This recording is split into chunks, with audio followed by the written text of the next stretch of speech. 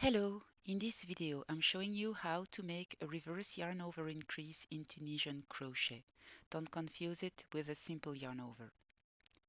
So I start with a Tunisian simple stitch, and then for the reverse yarn over my hook goes behind the working yarn.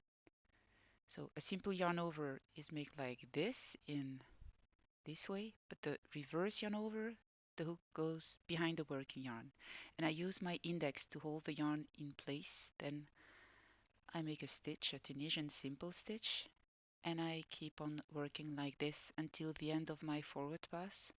And for the return pass, I start with a chain 1 and then yarn over, pull through 2, normally like a standard return pass. So it looks like this. The reverse yarn over increase has this visual. Once again, I start with a Tunisian simple stitch, then I make a reverse yarn over increase. So I hold the yarn with my index, I go under the vertical bar of my previous reverse yarn over increase, and I keep on working like this. Now, this is how a reverse yarn over increase looks like when you make it after the previous increase in the previous row. So here is the yarn over from the previous the reverse yarn over from the previous row.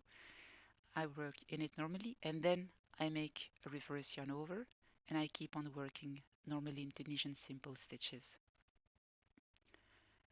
So the visual, depending on where you place the reverse yarn over, is completely different.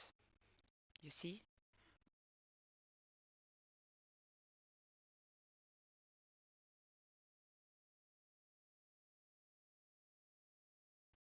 Voilà.